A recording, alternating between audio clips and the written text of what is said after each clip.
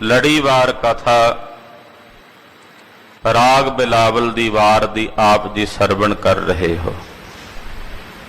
ਤੀਸਰੇ ਪਾਤਸ਼ਾਹ ਦੇ ਪਾਵਨ ਬਚਨ ਨੇ 853 ਅੰਗ ਤੇ ਕਥਾ ਗੁਰੂ ਸਾਹਿਬ ਦੀ ਕਿਰਪਾ ਨਾਲ ਪਹੁੰਚੀ ਹੈ।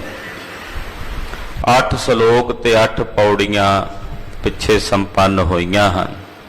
ਸਰਵਣ ਕਰੀਏ ਸ੍ਰੀ ਗੁਰੂ ਅਮਰਦਾਸ ਸਾਹਿਬ ਜੀ ਦੇ ਚਰਨਾਂ ਦਾ ਧਿਆਨ ਆਪਣੇ ਹਿਰਦਿਆਂ 'ਚ ਵਸਾਉਂਦੇ ਆਖੀਏ ਜੀ, ਸਤਨਾਮ ਸ਼੍ਰੀ ਵਾਹਿਗੁਰੂ ਸਾਹਿਬ ਜੀ। ਸਤਨਾਮ ਸ੍ਰੀ ਵਾਹਿਗੁਰੂ ਸਾਹਿਬ ਜੀ। ਸ਼ਲੋਕ ਮਹੱਲਾ ਤੀਜਾ। ਗੁਰਮੁਖ ਸੰਸਾ ਮੂਲ ਨ ਹੋਵੇ, ਚਿੰਤਾ ਵਿੱਚ ਹੋ ਜਾਏ। ਧੰਨ ਸ੍ਰੀ ਗੁਰੂ ਅਮਰਦਾਸ ਸਾਹਿਬ ਜੀ ਫਰਮਾਉਂਦੇ ਹਨ ਕਿ ਗੁਰਮੁਖ ਦੇ ਹਿਰਦੇ 'ਚ ਕਦੇ ਮੂਲੋਂ ਹੀ ਸੰਸਾ ਉਤਪੰਨ ਨਹੀਂ ਹੁੰਦਾ। ਗੁਰਮੁਖ ਸੰਸਾ ਮੂਲ ਨਾ ਹੋਵੇ, ਗੁਰਮੁਖ ਨੂੰ ਮੂਲੋਂ ਹੀ ਕਦੇ ਸੰਸਾ ਨਹੀਂ ਉਤਪੰਨ ਹੁੰਦਾ। ਜਿਹੜਾ ਗੁਰਮੁਖ ਹੈ ਉਹ ਕਦੇ ਸ਼ੰਕਾ ਨਹੀਂ ਕਰਦਾ, ਉਹਨੂੰ ਕਦੇ ਸੰਦੇਹ ਪੈਦਾ ਨਹੀਂ ਹੁੰਦਾ। ਜਿਹੜਾ ਹੈ ਹੀ ਗੁਰਮੁਖ। ਸੰਦੇਹ ਉਤਪੰਨ ਹੁੰਦੇ ਨੇ ਸ਼ਰਧਾ ਵਿਹੂਣੇ ਹਿਰਦਿਆਂ 'ਚ, ਸੰਸ਼ੇ ਉਤਪੰਨ ਹੁੰਦੇ ਨੇ ਮਨਮੁਖ ਤੇ ਸਾਖਤਾਂ ਦੇ ਹਿਰਦਿਆਂ 'ਚ। ਗੁਰਮੁਖ ਦੇ ਹਿਰਦੇ 'ਚ ਸੰਸਾ ਉਤਪੰਨ ਨਹੀਂ ਹੁੰਦਾ। ਕੋਈ ਪੁੱਛੇ ਕਿ ਗੁਰਮੁਖ ਦੀ ਸਭ ਤੋਂ ਵੱਡੀ ਤੇ ਪ੍ਰਮੁੱਖ ਨਿਸ਼ਾਨੀ ਕਿਹੜੀ ਹੈ, ਤਾਂ ਗੁਰੂ ਅਮਰਦਾਸ ਸਾਹਿਬ ਕਹਿੰਦੇ ਉਹਦੀ ਪ੍ਰਮੁੱਖ ਨਿਸ਼ਾਨੀ ਇਹ ਹੈ ਕਿ ਗੁਰਮੁਖ ਦੇ ਅੰਦਰ ਕਦੇ ਵੀ ਸੰਸਾ ਉਤਪੰਨ ਨਹੀਂ ਹੁੰਦਾ। ਮੂਲੋਂ ਹੀ, ਮੂਲ ਦਾ ਮਤਲਬ ਹੁੰਦਾ ਵੀ ਬਿਲਕੁਲ ਹੀ ਮੂਲੋਂ ਹੀ ਸੰਸਾ ਗੁਰਮੁਖ ਦੇ ਹਿਰਦੇ 'ਚ ਨਹੀਂ ਹੁੰਦਾ। ਦੂਸਰਾ, ਚਿੰਤਾ ਵਿੱਚੋਂ ਹੋ ਜਾਏ, ਗੁਰਮੁਖ ਦੇ ਅੰਦਰੋਂ ਚਿੰਤਾ ਚਲੀ ਜਾਂਦੀ, ਉਹਦੇ ਅੰਦਰ ਚਿੰਤਾ ਵੀ ਨਹੀਂ ਹੁੰਦੀ।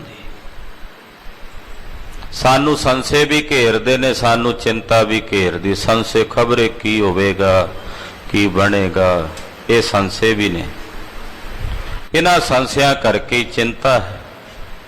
ਜਦੋਂ ਸੰਸਾ ਨਾ ਹੋਵੇਗਾ ਚਿੰਤਾ ਵੀ ਨਾ ਹੋਵੇਗੀ। ਸੰਸਾ ਹੀ ਚਿੰਤਾ ਨੂੰ ਜਨਮ ਦੇ ਰਿਹਾ, ਜਾਂ ਇਸ ਤਰ੍ਹਾਂ ਕਹਿ ਲਈਏ ਚਿੰਤਾ ਦਾ ਬੀਜ ਹੈ ਸੰਸਾ। ਜਦੋਂ ਸੰਸ਼ੇ ਦਾ ਬੀਜ ਬੀਜਿਆ ਉਹਦੇ ਚੋਂ ਚਿੰਤਾ ਦਾ ਦਰਖਤ ਪੈਦਾ ਹੋਇਆ।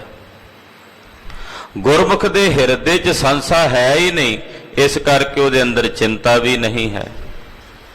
ਉਹ ਚਿੰਤਾ ਵੀ ਆਪਣੇ ਹਿਰਦੇ 'ਚੋਂ ਤਿਆਗ ਦਿੰਦਾ ਹੈ।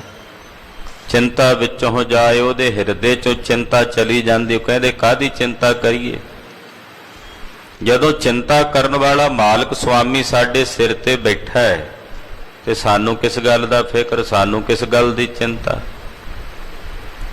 ਹਾਂਜੀ, ਜੋ ਕਿਛ ਹੋਏ ਸੋ ਸਹਿਜੇ ਹੋਏ, ਕਹਿਣਾ ਕਿਛੂ ਨਾ ਜਾਏ। ਗੁਰਮੁਖ ਦੀ ਦ੍ਰਿਸ਼ਟੀ ਵਿੱਚ ਉਹ ਇਹ ਵੇਖਦਾ ਹੈ ਕਿ ਜੋ ਕੁਝ ਹੋ ਰਿਹਾ ਹੈ ਸਭ ਸਹਿਜੇ ਹੀ ਹੋ ਰਿਹਾ ਹੈ।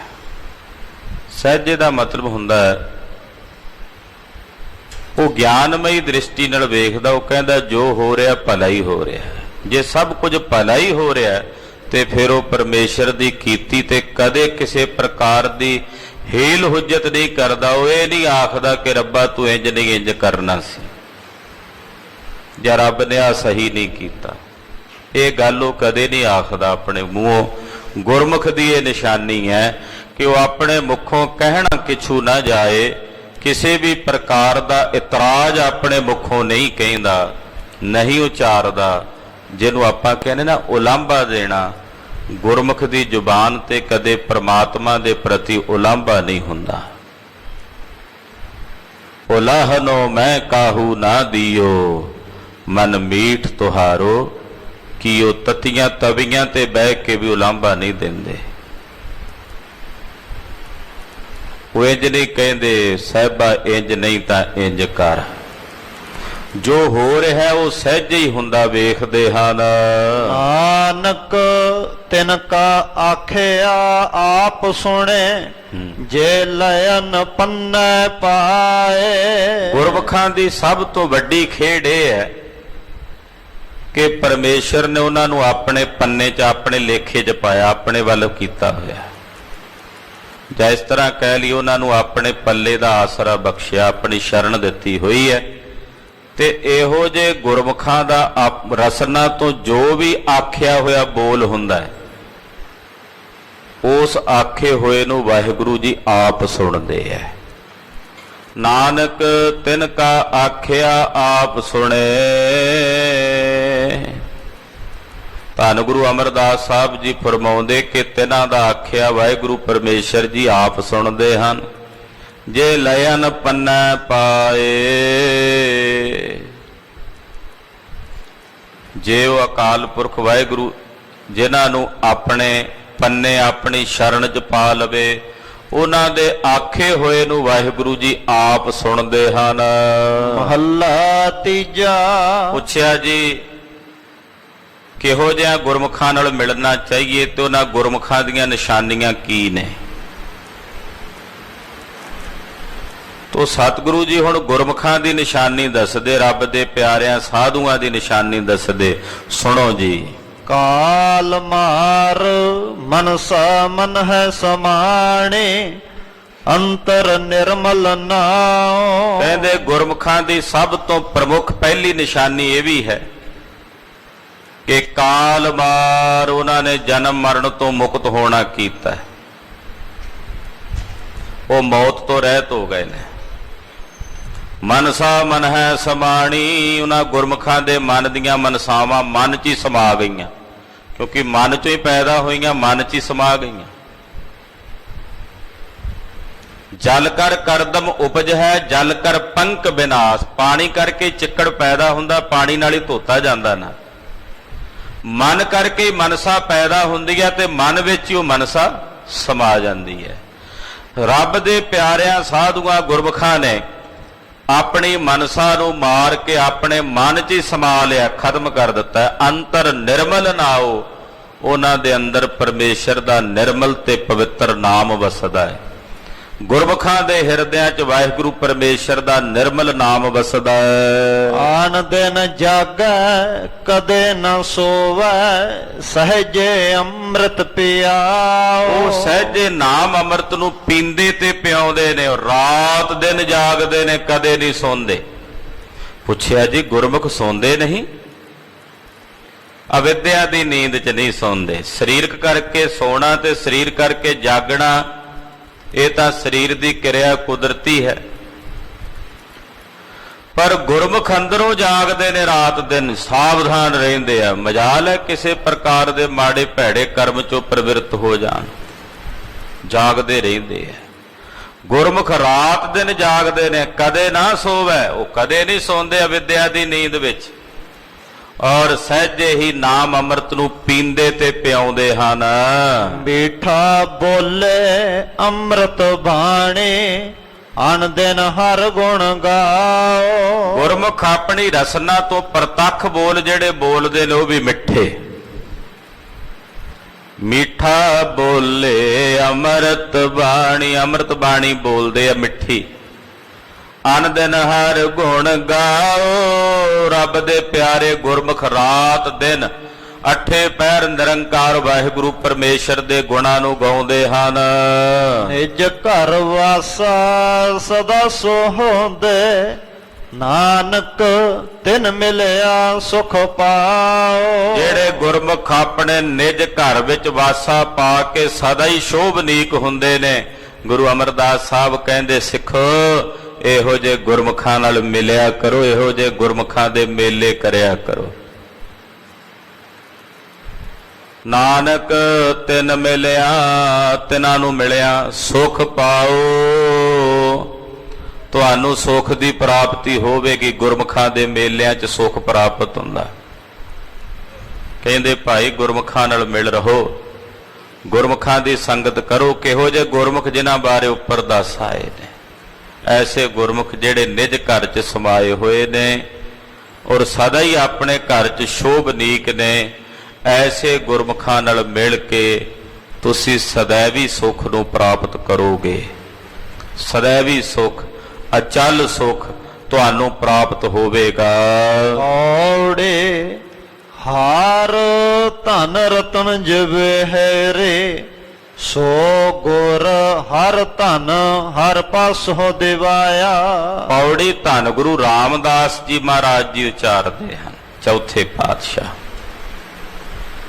ਪਾਤਸ਼ਾਹ ਕਹਿੰਦੇ ਹਰੀ ਦਾ ਨਾਮ ਧਨ ਜੋ ਕੀਮਤੀ ਰਤਨਾਂ ਤੇ ਜਵਾਹਰਾਤਾਂ ਦੇ ਮਾਨਿੰਦ ਕਹਿ ਲਈਏ ਕਿ ਦੁਨਿਆਵੀ ਰਤਨ ਜਵਾਹਰਾਤ ਤਾਂ ਬਿਨ ਸਜਾਣ ਵਾਲੇ ਨਸ਼ਵਰ ਨੇ। ਕਹਿੰਦੇ ਅਸਲ ਵਿੱਚ ਰਤਨ ਜਵੇਹਰ ਤਾਂ ਪਰਮੇਸ਼ਰ ਦਾ ਨਾਮ ਧਨ ਹੈ। ਔਰ ਐਸੇ ਰਤਨ ਜਵੇਹਰ ਨਾਮ ਧਨ ਰੂਪੀ ਰਤਨ ਜਵੇਹਰ ਉਹ ਗੁਰੂ ਨੇ ਹਰ ਧਨ ਹਰੀ ਦਾ ਨਾਮ ਧਨ ਹਰ ਪਾਸੋਂ ਦਿਵਾਇਆ। ਹਰੀ ਅਕਾਲ ਪੁਰਖ ਦੇ ਕੋਲੋਂ ਆਪਣੇ ਸੇਵਕਾਂ ਨੂੰ ਦਿਵਾਇਆ। ਗੁਰੂ ਨਾਨਕ ਸਾਹਿਬ ਨੇ ਜਿਹੜਾ ਵਾਹਿਗੁਰੂ ਗੁਰਮੰਤਰ ਸਾਨੂੰ ਦਿੱਤਾ ਹੈ ਉਹ ਨਿਰੰਕਾਰ ਅਕਾਲ ਪੁਰਖ ਦੇ ਘਰੋਂ ਲਿਆ ਕੇ ਸਾਨੂੰ ਦਿੱਤਾ ਹੈ। ਆਖੋ ਸਤਿਨਾਮ ਸ੍ਰੀ ਵਾਹਿਗੁਰੂ। ਗੁਰੂ ਪਾਤਸ਼ਾਹ ਨੇ ਪਰਮੇਸ਼ਰ ਦਾ ਨਾਮ ਧਨ ਜੋ ਕੀਮਤੀ ਰਤਨ ਜਵਾਹਰਾਤ ਹੈ ਉਹ ਹਰੀ ਕੋਲੋਂ ਹੀ ਸਾਨੂੰ ਦਿਵਾਇਆ। ਖੁਦ ਹਰੀ ਨੇ ਗੁਰੂ ਨਾਨਕ ਸਾਹਿਬ ਔਰ ਹਰੀ ਅਕਾਲ ਪੁਰਖ ਦੇ ਪਾਸੋਂ ਸਾਨੂੰ ਐਸੇ ਨਾਮ ਧਨ ਦੀ ਦਾਤ ਦਵਾਈ ਹੈ। ਕਿਸੈ ਕਿਹੋ ਦਿਸ ਆਵੈ, ਤਾਂ ਕੋਈ ਕਿਹੋ ਮੰਗਲੈ, ਅੱਕੈ ਕੋਈ ਕਿਹੋ ਦਿਵਾਏ। ਇਹੋ ਹਰ ਧਨ ਜੋਰ ਕੀਤਾ ਕਿਸੈ ਨਾਲ ਨਾ ਜਾਏ ਵੰਡਾਇਆ। ਗੁਰੂ ਰਾਮਦਾਸ ਸਾਹਿਬ ਜੀ ਦੀ ਬਾਣੀ ਦੀ ਇੱਕ ਵਿਸ਼ੇਸ਼ਤਾ ਹੈ ਕਿ ਮਹਾਰਾਜ ਜੀ ਲੰਮੀਆਂ ਪੰਕਤੀਆਂ ਉਚਾਰਨ ਕਰਦੇ ਹੈ, ਬਹੁਤ ਜ਼ਿਆਦਾ ਸ਼ਬਦਾਂ ਵਿੱਚ। ਉਦਾਂ ਜੋ ਆਪਾਂ ਸ਼ਬਦ ਪੜ੍ਹਦੇ ਆ ਸ਼ਬਦਾਂ ਦੀਆਂ ਤਿੰਨ ਤਿੰਨ ਪੰਕਤੀਆਂ ਚਾਰ ਪੰਕਤੀਆਂ ਦੀ ਇੱਕ ਪੰਕਤੀ ਹੀ ਗੁਰੂ ਸਾਹਿਬ ਜੀ ਉਚਾਰਨ ਕਰ ਦਿੰਦੇ ਆ। ਗੁਰੂ ਰਾਮਦਾਸ ਸਾਹਿਬ ਪਾਤਸ਼ਾਹ ਜੀ ਦੀ ਤੁਕਬੰਦੀ ਦੀ ਇੱਕ ਕਮਾਲ ਤੇ ਵਿਸ਼ੇਸ਼ਤਾ ਹੈ। ਗੁਰੂ ਰਾਮਦਾਸ ਸਾਹਿਬ ਜੀ ਦੀ ਲਮੇਰੀ ਪੰਕਤੀ ਉਚਾਰਨ ਕਰ ਰਹੇ ਨੇ। ਜੇ ਕਿਸੈ ਕਿਹੋ ਦਿਸ ਆਵੈ ਤਾਂ ਕੋਈ ਕਿਹੋ ਮੰਗ ਲਏ। ਗੁਰੂ ਤੋਂ ਬਿਨਾ ਜੇ ਕੋਈ ਵਸਤੂ ਮੰਨ ਲਓ ਕਿਸੇ ਕੋਲ ਕੋਈ ਧਨ ਹੈ, ਕੋਈ ਕਿਸੇ ਕੋਲ ਵਸਤੂ ਹੈ ਤੇ ਸਾਨੂੰ ਦਿਸ ਪਵੇ ਤੇ ਅਸੀਂ ਕਹਿੰਦੇ ਆ ਵੀ ਇਹਦੇ ਕੋਲੋਂ ਮੰਗ ਲੈਨੇ ਆ।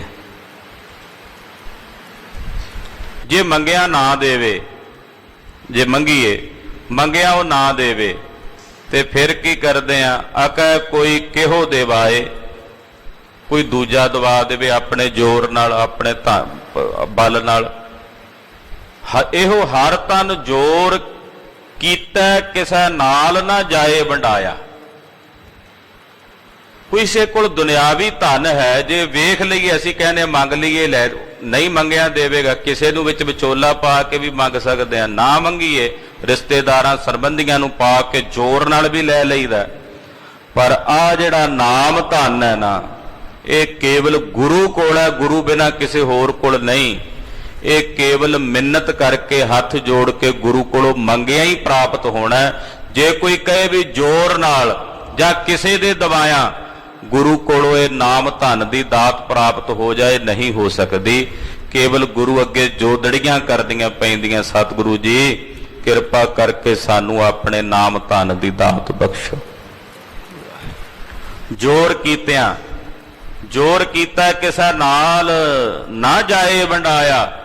ਦੁਨਿਆਵੀ ਧਨ ਤੁਸੀਂ ਜ਼ੋਰ ਨਾਲ ਵੰਡ ਸਕਦੇ ਹੋ ਰਿਸ਼ਤੇਦਾਰਾਂ ਸੰਬੰਧੀਆਂ ਨਾਲੋਂ, ਇਹ ਸਾਡਾ ਵੀ ਹਿੱਸਾ ਬਣਦਾ, ਪਰ ਇਹ ਜ਼ੋਰ ਕੀਤਿਆਂ ਨਹੀਂ ਵੰਡਾਇਆ ਜਾਣਾ।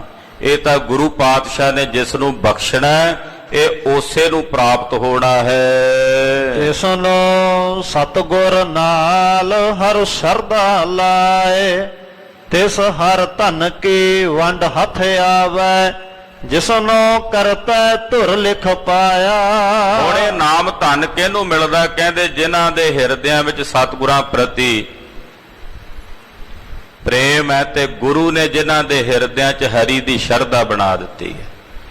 ਜਿਸ ਨੂੰ ਸਤਿਗੁਰ ਨਾਲ ਹਰ ਸ਼ਰਧਾ ਲਾਏ, ਜਿਸ ਨੂੰ ਸਤਿਗੁਰੂ ਹਰੀ ਦੇ ਨਾਲ ਸ਼ਰਧਾ ਲੱਗ ਜੇ, ਭਾਵ ਜਿਹੜਾ ਗੁਰੂ ਤੇ ਸ਼ਰਧਾ ਰੱਖਦਾ ਹੈ, ਭਰੋਸਾ ਰੱਖਦਾ ਹੈ, ਕਹਿੰਦੇ ਉਸ ਸ਼ਰਧਾਵਾਨ ਗੁਰਸਿੱਖ ਨੂੰ ਤਿਸ ਹਰ ਧਨ ਕੀ ਵੰਡ ਹੱਥ ਆਵੈ।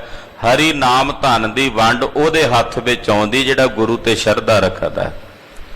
ਪਰ ਇਹ ਵੰਡ ਵੀ ਉਹਨਾਂ ਨੂੰ ਮਿਲਦੀ ਹੈ ਜਿਸ ਨੂੰ ਕਰਤਾ ਧੁਰ ਲਿਖ ਪਾਇਆ, ਜਿਸ ਦੇ ਮੱਥੇ ਤੇ ਕਰਤਾ ਪੁਰਖ ਪਰਮੇਸ਼ਰ ਨੇ ਧੁਰ ਦਰਗਾਹ ਤੋਂ ਲੇਖ ਲਿਖਿਆ, ਉਸੇ ਨੂੰ ਇਸ ਨਾਮ ਧਨ ਦੀ ਬਰਕਤ ਪ੍ਰਾਪਤ ਹੁੰਦੀ ਹੈ। ਇਸ ਹਾਰ ਧਨ ਕਾ ਕੋਈ ਸ਼ਰੀਕ ਨਾਹੀਂ। ਫਿਰ ਦੂਸਰਾ, ਇਸ ਨਾਮ ਧਨ ਦਾ ਕੋਈ ਸ਼ਰੀਕ ਨਹੀਂ ਆ ਵੀ ਦੂਜਾ ਕੋਈ ਆ ਕੇ ਤੁਹਾਡੇ ਸ਼ਰੀਕ ਨੇ ਕਿਸੇ ਨੇ ਖੋਹ ਲੈਣਾ।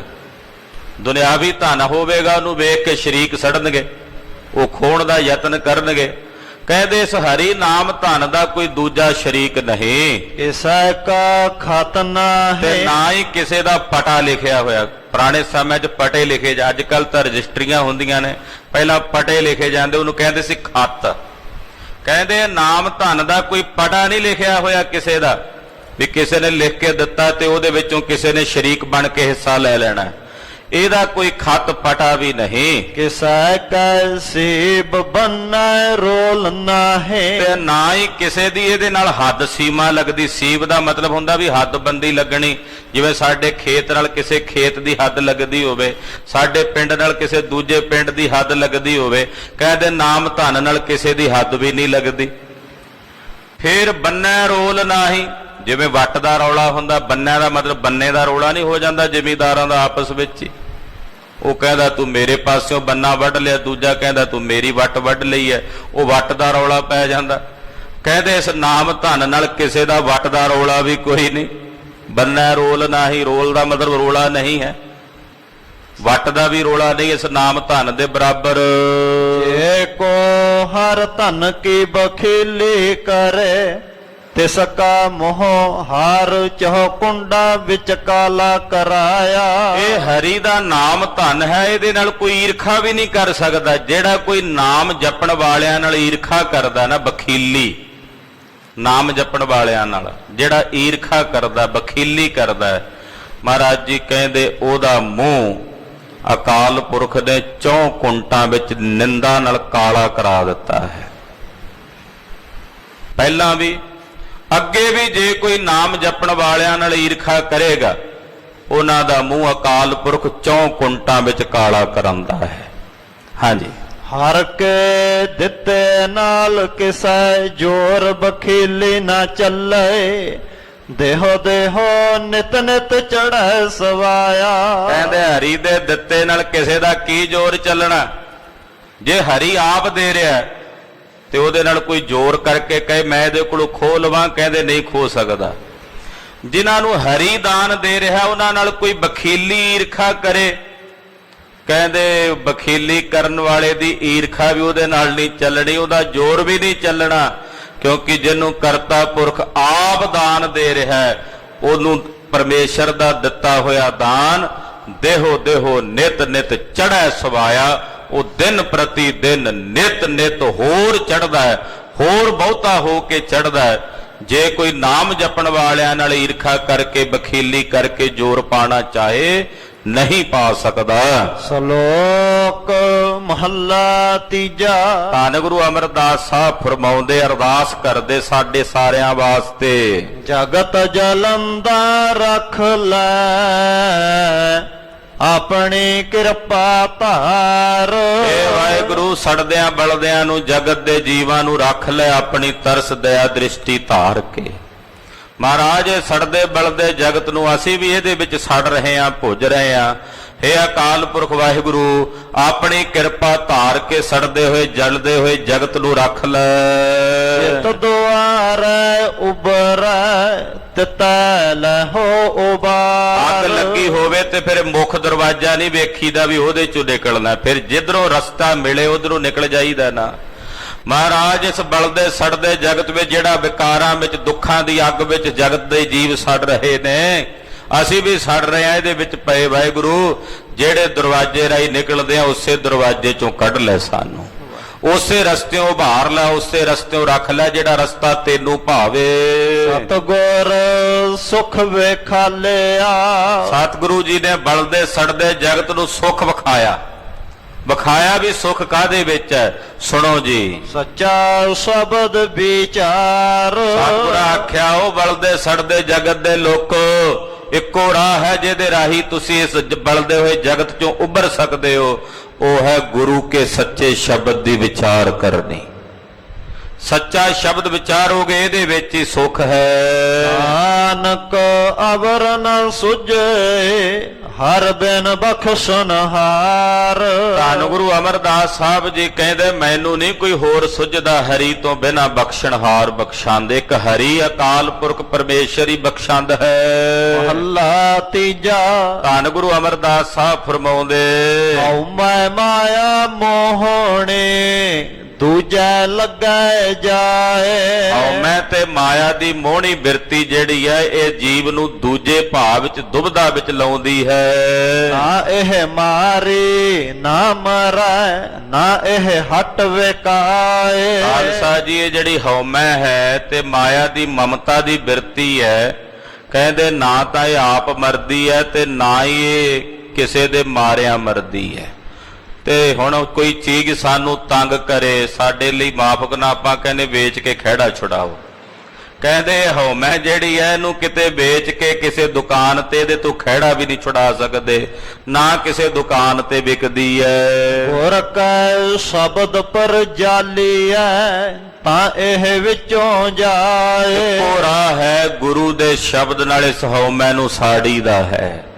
ਜਦੋਂ ਗੁਰ ਸ਼ਬਦ ਦੀ ਕਮਾਈ ਕਰੀਏ ਫਿਰ ਇਹ ਹਿਰਦੇ ਵਿੱਚੋਂ ਨਿਕਲਦੀ ਹੈ, ਹਉਮੈ ਹਿਰਦੇ ਚੋਂ ਜਾਂਦੀ ਹੈ। ਤਨ ਮਨ ਹੋਵੈ ਉਜਲਾ ਨਾਮ ਵਸੈ ਮਨ ਆਏ। ਜਿਨ੍ਹਾਂ ਦਾ ਤਨ ਮਨ ਉਜਲਾ ਹੋ ਜੇ ਉਹਨਾਂ ਦੇ ਹਿਰਦੇ 'ਚ ਨਾਮ ਵਸ ਆਉਂਦਾ। ਜਾਂ ਇਦਾਂ ਕਹਿ ਲਈਏ ਜਿਨ੍ਹਾਂ ਦੇ ਹਿਰਦਿਆਂ 'ਚ ਨਾਮ ਵਸਦਾ ਉਹਨਾਂ ਦਾ ਤਨ ਤੇ ਮਨ ਦੋਵੇਂ ਹੀ ਪਵਿੱਤਰ ਹੋ ਜਾਂਦੇ ਹਨ। ਨਾਨਕ ਮਾਇਆ ਕਾ ਮਾਰਨ ਸ਼ਬਦ ਹੈ ਗੁਰਮੁਖ ਪਾਇਆ ਜਾਏ। ਪਾਤਸ਼ਾਹ ਜੀ ਫਰਮਾਉਂਦੇ ਕਿ ਇਸ ਮਾਇਆ ਨੂੰ ਮਾਰਨ ਵਾਸਤੇ ਇਹਦਾ ਮਸਾਲਾ ਕੇਵਲ ਗੁਰੂ ਕਾ ਸ਼ਬਦ ਹੈ, ਔਰ ਗੁਰੂ ਕਾ ਸ਼ਬਦ ਕੇਵਲ ਗੁਰੂ ਦੇ ਮੁਖ ਦੁਆਰਾ ਪ੍ਰਾਪਤ ਹੁੰਦਾ ਹੈ। ਔੜੇ ਸਤਿਗੁਰ ਕੀ ਵਡਿਆਈ ਸਤਿਗੁਰ ਦਿੱਤੇ ਧੁਰਹੁ ਹੁਕਮ ਬੁਝ ਨਿਸ਼ਾਨ। ਗੁਰੂ ਰਾਮਦਾਸ ਸਾਹਿਬ ਜੀ ਗੁਰੂ ਅੰਗਦ ਸਾਹਿਬ ਨੇ ਜਿਸ ਵੇਲੇ ਗੁਰਿਆਈ ਦਿੱਤੀ ਹੈ ਗੁਰੂ ਅਮਰਦਾਸ ਸਾਹਿਬ ਨੂੰ, ਉਹਦਾ ਜ਼ਿਕਰ ਕਰ ਰਹੇ ਨੇ। ਕਹਿੰਦੇ ਸਤਿਗੁਰੂ ਗੁਰੂ ਅੰਗਦ ਦੇਵ ਸਾਹਿਬ ਨੇ ਆਪਣੀ ਗੁਰਤਾ ਗੱਦੀ ਦੀ ਵਡਿਆਈ ਅਕਾਲ ਪੁਰਖ ਦਾ ਹੁਕਮ ਧੁਰੋਂ ਬੁੱਝ ਕੇ ਸਤਿਗੁਰੂ ਗੁਰੂ ਅਮਰਦਾਸ ਸਾਹਿਬ ਜੀ ਨੂੰ ਦਿੱਤੀ। ਸਤਿਗੁਰ ਕੀ ਵਡਿਆਈ ਸਤਿਗੁਰ ਦਿੱਤੀ ਧੁਰੋਂ ਹੁਕਮ ਬੁੱਝ ਨਿਸ਼ਾਨ। ਪਰਮੇਸ਼ਰ ਨੇ ਜਦੋਂ ਧੁਰ ਦਰਗਾਹ ਤੋਂ ਇਹ ਹੁਕਮ ਬੁੱਝਿਆ ਅਕਾਲ ਪੁਰਖ ਦਾ, ਤੋ ਗੁਰੂ ਅੰਗਦ ਦੇਵ ਸਾਹਿਬ ਨੇ ਆਪਣੇ ਗੁਰੂ ਹੋਣ ਦੀ ਜੋ ਵਡਿਆਈ ਸੀ ਉਹ ਵਡਿਆਈ ਗੁਰੂ ਅਮਰਦਾਸ ਸਾਹਿਬ ਜੀ ਨੂੰ ਦੇ ਦਿੱਤੀ। ਪੁੱਤੇ ਪਾਤੇ ਜਵਾਈ ਸਕੇ ਅੱਗੋਂ ਪਿਛੋਂ ਟੋਲ ਡਿਠਾ ਲਾਹੇ ਓਨ ਸਵਨਾ ਕਾ ਅਬਮਾਨ। ਗੁਰੂ ਅੰਗਦ ਸਾਹਿਬ ਨੇ ਜਦੋਂ ਗੁਰੂ ਅਮਰਦਾਸ ਸਾਹਿਬ ਨੂੰ ਵਡਿਆਈ ਦੇਣੀ ਸੀ ਆਪਣੇ ਪੁੱਤਰਾਂ ਨੂੰ, ਆਪਣੇ ਭਤੀਜਿਆਂ ਨੂੰ, ਜਵਾਈਆਂ ਨੂੰ, ਸਾਰਿਆਂ ਨੂੰ ਅੱਗੋਂ ਪਿੱਛੋਂ ਜਿੰਨੇ ਪਰਿਵਾਰ ਦੇ ਜੀ ਸਨ ਸਾਰਿਆਂ ਨੂੰ ਵੇਖਿਆ, ਸਭ ਨੂੰ ਟੋਲ ਕੇ ਵੇਖਿਆ ਤੇ ਵੇਖਿਆ ਵੀ ਸਭ ਦੇ ਮਨ 'ਚ ਅਭਿਮਾਨ ਸੀ ਕਿ ਅਸੀਂ ਗੁਰੂ ਕੇ ਰਿਸ਼ਤੇਦਾਰ ਹਾਂ, ਸੰਬੰਧੀ ਹਾਂ। ਤੋ ਸਾਰਿਆਂ ਦਾ ਅਭਿਮਾਨ ਲਾ ਦਿੱਤਾ ਔਰ ਗੁਰਿਆਈ ਗੁਰੂ ਅਮਰਦਾਸ ਸਾਹਿਬ ਜੀ ਨੂੰ ਬਖਸ਼ ਦਿੱਤੀ। ਜਿੱਥੈ ਕੋ ਵੇਖੈ ਤਿੱਥੈ ਮੇਰਾ ਸਤਿਗੁਰੂ ਹਰ ਬਖਸ਼ੇ ਉਸ ਸਭ ਜਹਾਨ। ਕਹਿੰਦੇ ਜਿੱਥੇ ਵੀ ਵੇਖਿਆ ਸਭ ਵਿੱਚ ਮੇਰੇ ਸਤਿਗੁਰੂ ਗੁਰੂ ਅਮਰਦਾਸ ਸਾਹਿਬ ਹੀ ਨਜ਼ਰ ਆਏ ਗੁਰੂ ਅੰਗਦ ਸਾਹਿਬ ਨੂੰ। ਜਦੋਂ ਸਾਰਿਆਂ ਨੂੰ ਵੇਖਿਆ ਪੁੱਤਰਾਂ ਭਤੀਜਿਆਂ ਰਿਸ਼ਤੇਦਾਰਾਂ ਸਰਬੰਧੀਆਂ ਨੂੰ, ਸਭ ਵਿੱਚ ਵੇਖ ਕੇ ਮੇਰੇ ਸਤਿਗੁਰੂ ਨਜ਼ਰ ਆਏ ਗੁਰੂ ਅਮਰਦਾਸ ਸਾਹਿਬ ਗੁਰੂ ਅੰਗਦ ਸਾਹਿਬ ਨੂੰ, ਔਰ ਉਹਨਾਂ ਨੇ ਸਾਰਾ ਜਹਾਨ ਗੁਰੂ ਅਮਰਦਾਸ ਸਾਹਿਬ ਜੀ ਨੂੰ ਬਖਸ਼ਣ ਵਾਸਤੇ ਦੇ ਦਿੱਤਾ ਤੇ ਆਖਿਆ ਇਸ ਜਗਤ ਨੂੰ ਤੁਸੀਂ ਬਖਸ਼ਣਾ ਹੈ। ਏ ਸਤਿਗੁਰ ਨੋ ਮਿਲ ਮੰਨੈ ਸੋ ਹਾਲਤ ਪਲਤ ਸਿਜੈ ਜਿਵੇਂ ਮੁਖ ਹੋਵੈ ਸੋ ਫਿਰੈ ਭ੍ਰਿਸ਼ਟ ਥਾਨ। ਜਿਹੜੇ ਸਤਿਗੁਰੂ ਗੁਰੂ ਅਮਰਦਾਸ ਸਾਹਿਬ ਜੀ ਨੂੰ ਮੰਨਦੇ ਨੇ ਉਹਨਾਂ ਦਾ ਲੋਕ ਪਰਲੋਕ ਦੋਵੇਂ ਸਬਰ ਜਾਂਦੇ ਹਨ, ਤੇ ਜਿਹੜੇ ਗੁਰੂ ਤੋਂ ਵੇਮੁਖ ਹੁੰਦੇ ਨੇ ਉਹ ਗੰਦੀਆਂ ਥਾਵਾਂ ਤੇ ਭਟਕਦੇ ਐ, ਗਰਭ ਜੂਨੀਆਂ ਦੇ ਵਿੱਚ ਭ੍ਰਿਸ਼ਟ ਥਾਵਾਂ ਦੇ ਉੱਤੇ ਭਟਕਦੇ ਐ ਜਿਹੜੇ ਗੁਰੂ ਤੋਂ ਵੇਮੁਖ ਹੁੰਦੇ ਹਨ। ਜਨ ਨਾਨਕ ਕੈ ਵੱਲ ਹੋਆ ਮੇਰਾ ਸੁਆਮੀ ਹਰ ਸੱਜਣ ਪੁਰਖ ਸੁਜਾਨ। ਧੰਨ ਗੁਰੂ ਅਮਰਦਾਸ ਸਾਹਿਬ ਜੀ ਵੱਲ ਮੇਰੇ ਸਤਿਗੁਰੂ ਗੁਰੂ ਅੰਗਦ ਸਾਹਿਬ ਹੋਏ, ਜੋ ਸਾਰਿਆਂ ਦੇ ਸੱਜਣ ਸੁਆਮੀ ਹਨ, ਜਾਂ ਏਦਾਂ ਕਹਿ ਲਈ ਹਰੀ ਸੱਜਣ ਅਕਾਲ ਪੁਰਖ ਵਾਹਿਗੁਰੂ ਜੀ ਗੁਰੂ ਅਮਰਦਾਸ ਸਾਹਿਬ ਜੀ ਦੇ ਵੱਲ ਹੋਏ। ਉਹਦੇ ਭਿਤ ਦੇਖ ਕੈ ਸਭ ਆਏ ਪੈ ਸਤਿਗੁਰ ਕੀ ਪੈਰੇ। ਗੁਰੂ ਅਮਰਦਾਸ ਸਾਹਿਬ ਦੇ ਲੰਗਰਾਂ 'ਚ ਲੰਗਰ ਵਰਤਦਿਆਂ ਵੇਖ ਕੇ ਖੁੱਲੇ ਲੰਗਰ ਚੱਲਦੇ ਸਤਿਗੁਰਾਂ ਦੇ, ਆਖਿਆ ਪਹਿਲੇ ਪੰਗਤ ਪਾਛੈ ਸੰਗਤ। ਗੁਰੂ ਅਮਰਦਾਸ ਸਾਹਿਬ ਦੇ ਲੰਗਰਾਂ ਵਿੱਚ ਲੰਗਰ ਵਰਤਦੇ ਵੇਖ ਕੇ ਲਾਹੇ ਓਨ ਸਭਨਾ ਕਿਹੋ ਮਨਹੁ ਗੁਮਾਨ। ਸਾਰੇ ਮਹਾਰਾਜ ਗੁਰੂ ਅਮਰਦਾਸ ਸਾਹਿਬ ਦੇ ਚਰਨੀ ਆਣ ਪਏ ਔਰ ਸਭ ਦੇ ਮਨ ਦਾ ਗੁਮਾਨ ਹੰਕਾਰ ਸਤਿਗੁਰਾਂ ਨੇ ਲਾ ਦਿੱਤਾ, ਜਿਹੜੇ ਜਾਤੀਵਾਦ ਦੇ ਗੁਮਾਨ ਵਿੱਚ ਸੀ। ਮਹਾਰਾਜ ਜੀ ਆਖਿਆ ਪਹਿਲਾ ਪੰਗਤ 'ਚ ਬਹਿ ਕੇ ਛਕੋ, ਆਪਣੀ ਇਹ ਜਾਤੀਵਾਦ ਦਾ ਗੁਮਾਨ ਆਪਣੇ ਹਿਰਦੇ ਚੋਂ ਕੱਢੋ। ਸਭ ਦੇ ਮਨ ਦਾ ਅਭਿਮਾਨ ਤੇ ਗੁਮਾਨ ਸਤਿਗੁਰੂ ਗੁਰੂ ਅਮਰਦਾਸ ਸਾਹਿਬ ਨੇ ਦੂਰ ਕੀਤਾ। ਐਸੇ ਗੁਰੂ ਤੋਂ ਬਲਿਹਾਰ ਜਾਈਏ, ਐਸੇ ਗੁਰੂ ਤੋਂ ਵਾਰੇ ਜਾਈਏ। ਭੱਲੇ ਅਮਰਦਾਸ ਗੁਣ ਤੇਰੇ, ਭੱਲੇ ਅਮਰਦਾਸ ਗੁਣ ਤੇਰੇ, ਭੱਲੇ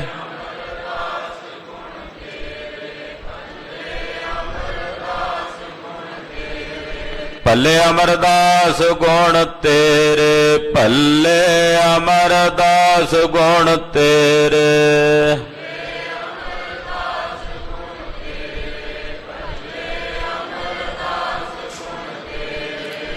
ਤੇਰੀ ਉਪਮਾ ਤੋਹਿ ਬਨ ਆਵੈ, ਤੇਰੀ ਉਪਮਾ ਤੋਹਿ ਬਨ ਆਵੈ।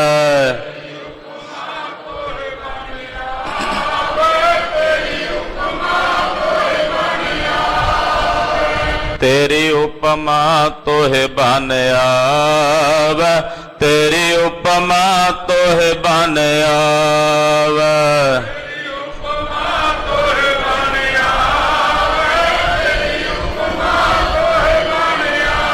ਵਾਹਿਗੁਰੂ ਵਾਹਿਗੁਰੂ ਵਾਹਿਗੁਰੂ ਵਾਹਿਗੁਰੂ।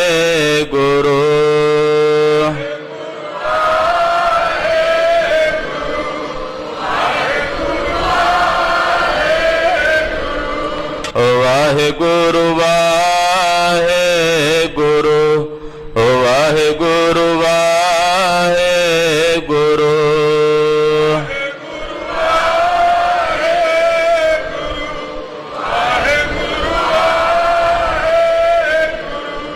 ਵਾਹਿਗੁਰੂ ਜੀ ਕਾ ਖਾਲਸਾ, ਵਾਹਿਗੁਰੂ ਜੀ ਕੀ ਫਤਿਹ।